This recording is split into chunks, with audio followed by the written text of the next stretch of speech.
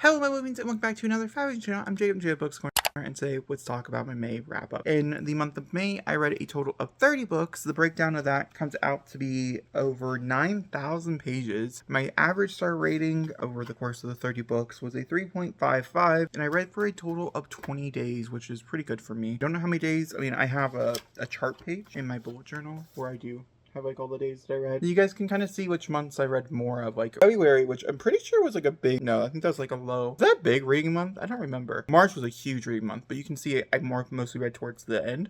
And that seems to be like the normal case. It's probably like somewhere like around here. So it was like the 13th or something. I start to freak out because a half month's gone. I'm like, oh my God, I haven't read anything. And then I read like 50 books. That's just how my brain works. But let me know how your brain works. Little fun little things I'm doing with the bullet journal this year. It's a new thing I have started back up, which I'm very much enjoying. More like a personal thing, but I'll probably show you at the end of the year. I'll do a year in a review, or when this journal is done, because I do think if I'm gonna have to do another one, I don't know if I have enough pages for every month. We'll see. The breakdown ends up being. That's a great question to ask, and a lot of people tend to watch wrap-ups. Do you guys want shorts? I've been posting daily TikToks for about 2 weeks now, and they're about a minute a piece. I try to keep them like a minute just because that's just works for me, and that means they work as shorts. Do you guys want shorts? Let me know in the comments down below how you guys feel about shorts. That being said, let's talk about the 30 books I did read this month. I have been filming weekly reading vlogs for the past like month and a half now, and all these books are filmed in those videos. I decided to just film every book that I read. If it's 2 seconds in a vlog, at least you know that I read it. I normally tell you somewhat of a synopsis and I move on. If it's a longer book and it's taking me a longer time, then I tell you more information. Here recently, because of the job that I work and things, I've been getting through a book in about a day. Between 1 or 2 days, I get through a book, so I'll read about half of it and I'll finish it, or vice versa. So that being said, a lot of these have been vlogged in other vlogs or in vlogs going forward. There are 2 books in here that I can see that I will not tell you my ratings because they do have videos coming up that the rating is kind of important towards that video. Other than that, let's go ahead and get started. The first one we're going to talk about is the latest Riley Sagar, which is the only one left. This is the one right before his newest one, which I'm more excited about because first ever male protagonist, but let's talk about the only one left. And this is about our main character. She is having to go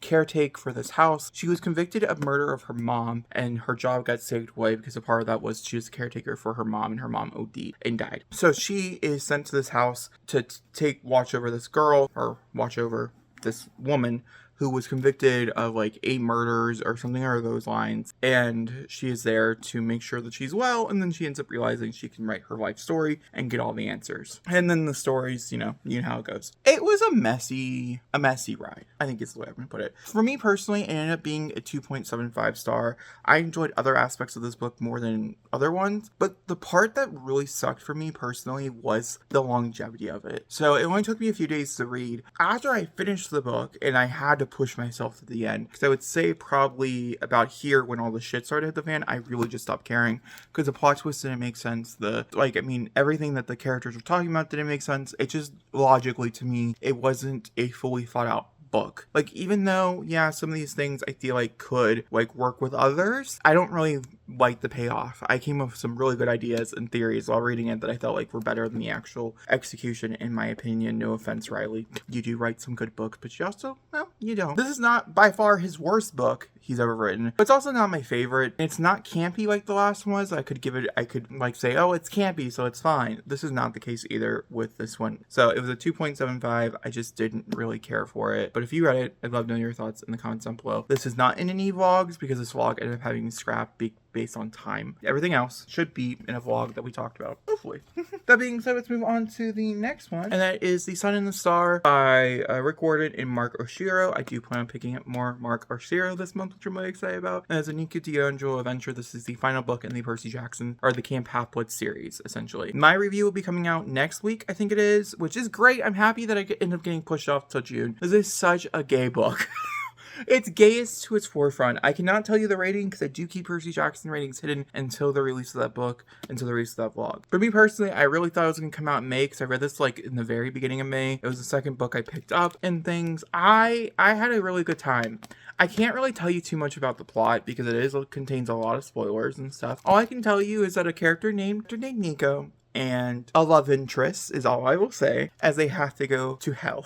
And we'll just move on from there. If you're familiar with Percy Jackson, I don't want to spoil anything. This is such a spoiler-filled book for the entire series, And yeah, so I have a whole vlog coming out talking about all the spoilers and things in case you're interested. I do not recommend starting with Nico D'Angelo. I had once thought that this is a good starting point. This is a horrible starting point. That being said, let's continue onwards. I read both Realmbreaker and Bladebreaker, which is the first two books in the Realmbreaker series by Victoria Aveyard. I was on a fantasy kick. I wanted fantasy up my ass. Do you understand what I mean? The first book, I'm really just going to read you the back. It has a few main characters. So we have a squire, the survivor of a failed quest, an immortal, timeless and unfathomable, an assassin, skilled and heartless, an old sorcerer holding the secrets behind her teeth, and a pirate slayer with the world's last hope. Essentially, it's about a story about a spindle that can bring other realms to other realms.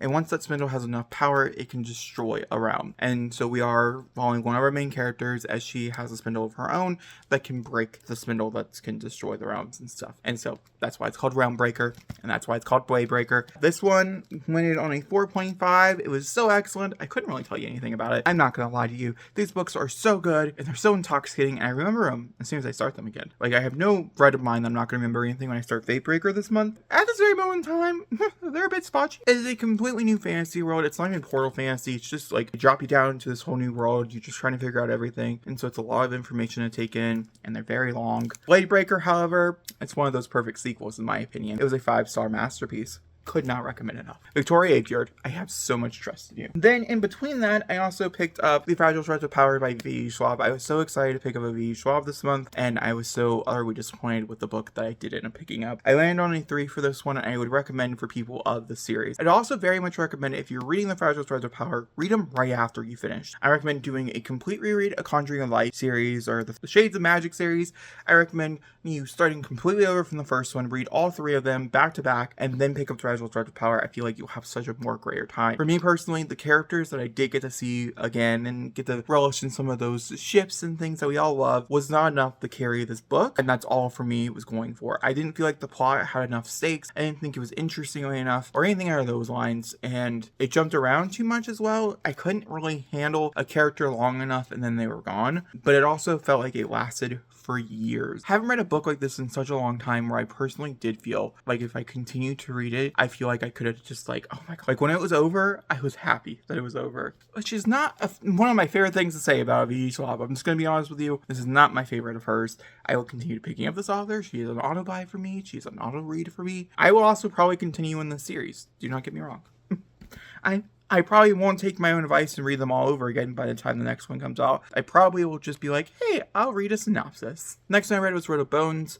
This is set back in the 1940s or something, and it's about these Nazis. I'm pretty sure they're Nazis. Are they Nazis? I want to say they are. They decide that they have no longer are able to do the inhumane things that their people are asking them to do, and so they try to leave the country. They try to leave where they're at and abandon their posts. They end up on a mountain, and the story itself, after it was over, I was told was about hunger and what you would do for a snack, for something to eat. And it describes it, and it gives you an answer that you could do, I should say. And I thought it was just okay as well. It was 3. There are some imagery here, especially towards the middle, that were beautiful, but once again, imagery is not enough to hold my attention. And even though this is a graphic novel, I had a hard time holding my attention. That being said, I also read Icarus by Kay Akram. This is the first of so many books I read for my 24 and 24. I got through so many of them this month. Very proud of that, but like, I read Icarus. Icarus was not for me. This is about an art thief. Him and his dad have been stealing art from this guy for about 10 years. His dad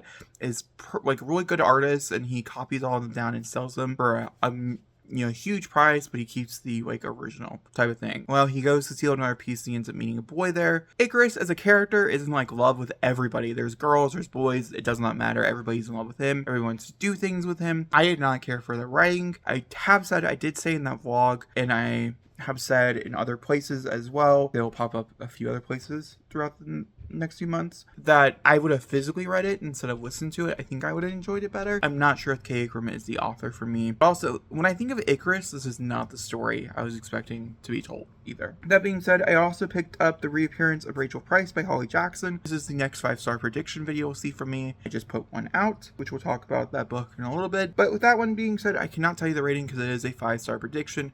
I can just tell you briefly what the story is about. Well, it's about our main character B. She lost her mom 18 years or 16 years before the events of the book. She was really young, 2 or 3. She gets found in a car and her mom is gone, disappeared.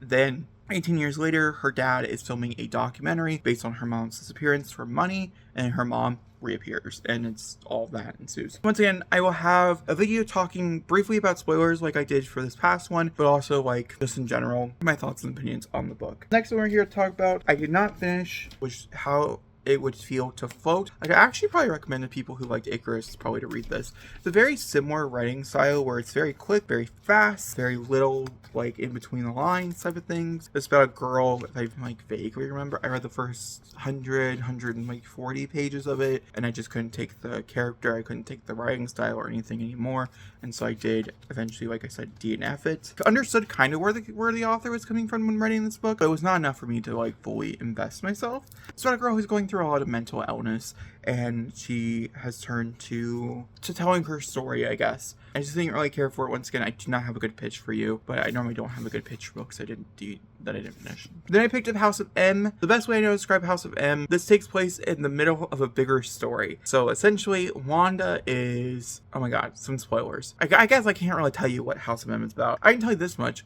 WandaVision, Multiverse of Madness, and a few other Wanda-centric stories in the Marvel Cinematic Universe were supposedly going to be based off this story, and they never fully went for it. Elements of this that are in those other stories, but they take place before the events of this book. This, for me personally, when I initially read it back in 2020, 2021, was like a 4.5. It's now dropped down to a 3.75. There's just some elements about it that I just don't think aged really well for me personally. The next series that we're going to talk about, I'm going to throw up one book on the screen, but do know I read 1, 2, 3, 4, 5, 6, 7 more books in this one series, okay?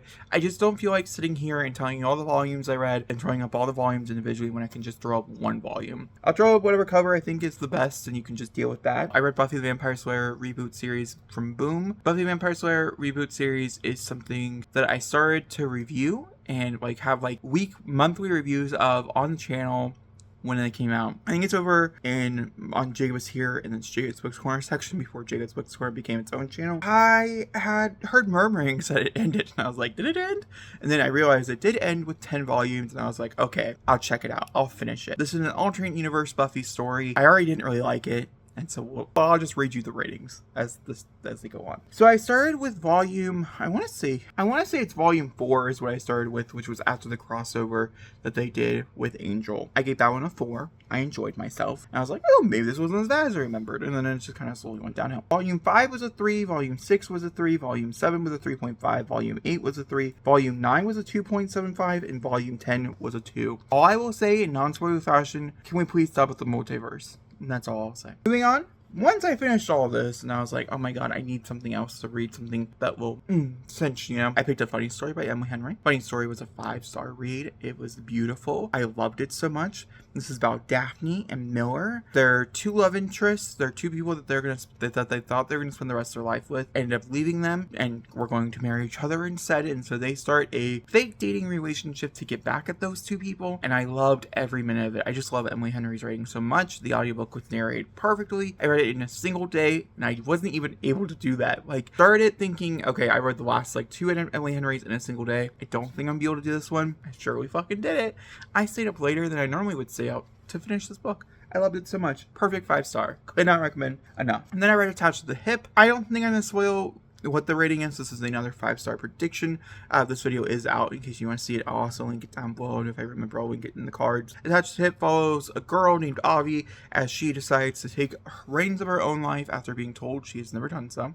And she ends up joining Survivor. When she gets there, she realizes that she's actually on a spin-off show called Attached to the Hip, where they have an 8-foot-long rope with someone, and they have to do all these competitions, and they switch partners, and they vote people off like Survivor. I felt like it was good. It's not my favorite Christine, but it's also not my least favorite Christine either. Then I read Miswit in Parts Half Known by Sean McGuire. This is Wayward Children's number 9, I want to say. I landed on a 3.25. Once it was just fine. It was so kind of annoying. We're following the same character, Yancey, as we followed in the last book, which was never ended up happening. So that's kind of interesting. Mystery is also kind of okay. Like, it wasn't my favorite, but it wasn't my least favorite. Dinosaur World, if you're reading this for dinosaurs, don't. They're in it for 2 minutes, maybe, or like maybe 10 pages. It's not really worth it. And of course, in Sean McGuire's typical fashion, a lot of the plot ends up happening in the last, 30 pages. At this point, it's getting tiresome and a little bit annoying that there's so much of the book that has nothing going on in it, and then there's, you had so much room to have things going on, and then nothing happens. And then we're going to jump into the next one. The next one would be It's Spades. This is a story, and this is a poetry collection from author J. Raymond. I still have no idea who J. Raymond is, so we're using they them pronouns like I did when I talked about the book originally. This is a 5-star poetry collection. I feel like there's a lot of things that this author had to say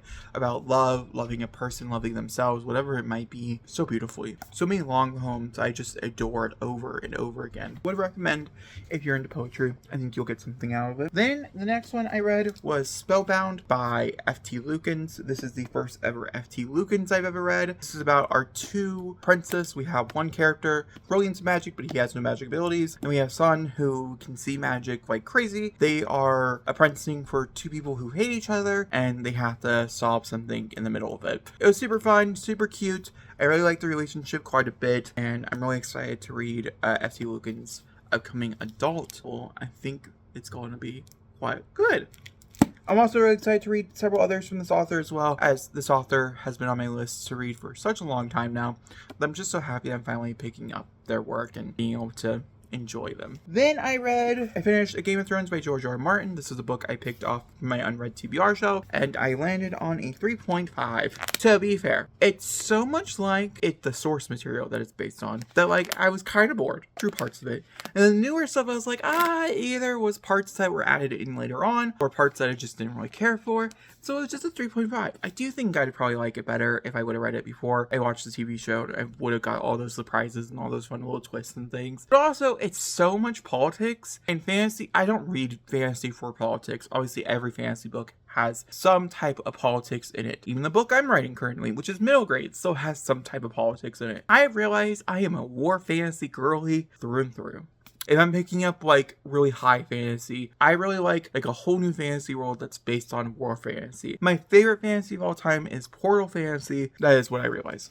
Something that's really dedicated to politics is not really for me. And I do know that the rest of the series obviously would turn into more war type books, so I am curious to pick up more. I don't know when I would do it or if I would ever do it. Then I read the last book I physically own, and that is Hell Falls With Us by Andrew Joseph White.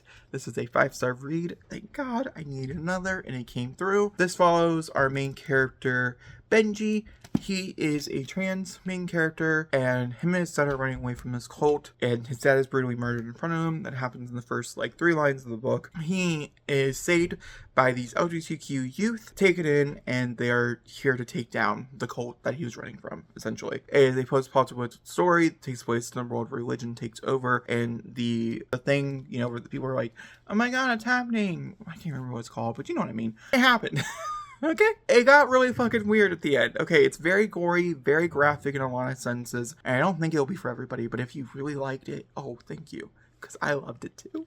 I did. I see you. It was fucking phenomenal. The fact that it has been on my TBR and I tried to read it when it came out, the weekend it came out, I never picked it back up. Shameful. I'm happy I read it now. Then I read Dragon Rider by Cornelia Funk. Dragon Rider ended up being a 3-star. I didn't really care for it, to be honest with you. And it seemed like a really basic story to me. I'm writing a fantasy story for my little sister, and I really wanted to read more about how dragons are described in middle grade and how dragons are described while flying, that type of thing, just to give some context for me as a writer, as I've never written anything like that before, and so it was more homework, I guess, I clicked on it for. But the story itself, I feel could have catched my attention if it wasn't written in the 80s or the 90s. I think the late 90s. It just felt really basic nowadays. I feel there wasn't really anything imaginative towards it, and so I don't have any plans to pick up the sequel. It was 3, and I would probably casually recommend it to most people. Boom City by Tito Tazmati. I would not recommend it to most people. This really sucks. I think the cover is so beautiful. There's been something about this book for a long time now. I've had it since before it came out. I got an e-audio arc of it probably 2 weeks before its release, and I've never read it, and it came out in January, and I kept thinking to myself, there's something about this that's calling to me, but there's also something about this that's pushing me away. And I realized what it was when I was reading it, and that is the fact that the book just really isn't written for me. The thing that was pushing me away was my conscience saying, I don't really think you're gonna like it. And I think maybe the cover is adding too many expectations for a story you didn't really know what it was about. To be fair, I thought the cover is just so gorgeous. It's one of the best covers. It's one of my favorites of the year. Not my favorite, but it's one of my favorites of the year. I think it's so beautiful. To be fair, the story does not even touch this character, like this art. The world to me was a bit too confusing, even with the overbearing amount of information that we got. Maybe that's why it was so confusing, because I got so much information so quickly. The first 30% is basically all world building, and then my brain just kind of that's the best way to describe it. And then once the plot started happening, it made no sense to me, and so I landed on a 2.5. Next I read was Wicked Games by J.H. Market. This was another e-audio arc I got. This is an author I had been interested in the past, and so I was really excited to pick up something else. To be fair, I didn't know who the author was when I picked up the e-audio arc, or when I put out for it. I really liked the premise. The premise about a girl who's, kind of spunky, not your average girl, and she ends up going off on a road trip with a guy she met 2 weeks ago to his family manor, and her friend tells her, oh, be very careful, so many people were murdered there, you please be careful, type of thing. She's like, okay, I'll still go, it's fine. And so she still ends up going, and then there's a whole invasion that ends up happening, and it's very brutal. I would count it as extreme horror in my opinion, and I fucking loved it. It was a 4. Like in every extreme horror stances, in my opinion, though, there was parts of it that go too far for me or don't go far enough. For what it is at a home invasion standpoint, it was beautiful. It was great. It was exactly what I wanted, and I can't wait to look up more home invasion novels. It's not a subgenre of horror I've ever gone down. It's one of my favorite subgenre horrors for movies, but I've never done it for a novel, and so I had a great time. And the fact that I read this and I went and saw Strangers Chapter 1 the same day, what a 1-2 punch, one being good, one being not. Then I finally read The Pleasures and Pain, a queer horror erotic anthology by Roxy Voorhees. Roxy Voorhees, I think, has the final story in it, but they're the main editor on it. It's 22 different queer authors coming in to write poems, but also these little short stories. For me, I have realized that queer horror erotica, not for me personally. If you're into that, I actually think you would probably really like it. I went on a 3 across the board.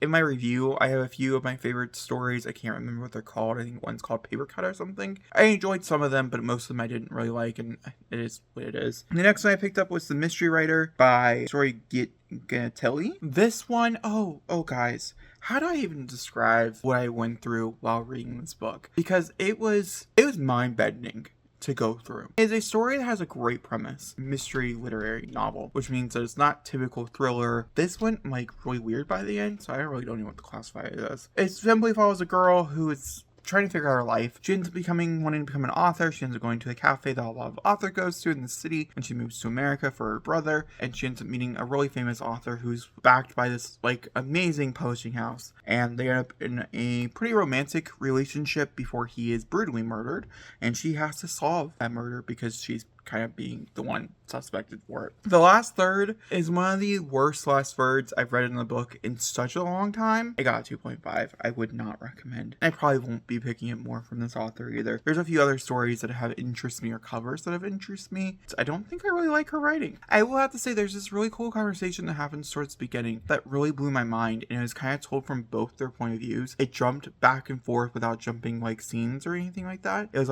mid dialogue that it would jump POVs. And that was really cool and inspiring, but the story itself wasn't that inspiring. Then lastly, I read Kai X Yaku Bound by Law. This is another e-arc that I got. This one is about a criminal and an FBI agent who's looking after this criminal. They end up starting an intimate relationship to solve a murder that happened 6 years prior to the start of this book. They both are acquainted with the person who died. I felt like the premise was better than... I felt like the cover was better than what I got. It is volume 1, and I'm not familiar with reading gay manga that is in volumes. I'm more used to them getting together in the end than it being over. This is not that case. So if you're looking for something a little bit more long, a little bit more enemies to lovers, even though it's just a lot of bickering, so I don't really know if I count it, but that's what they want to sell you on. But yeah, I think I'd recommend. I gave it a 3, It's one of those ones that's it's just there. It's just fine. And guys, those are the 30 books I read. Let me know your favorite and your least favorite in the comments down below. My favorite is by far Funny Story by Emily Henry. I'd say it's probably Funny Story by Emily Henry. My least favorite that I read was the last Buffy the Vampire Slayer one, volume 10.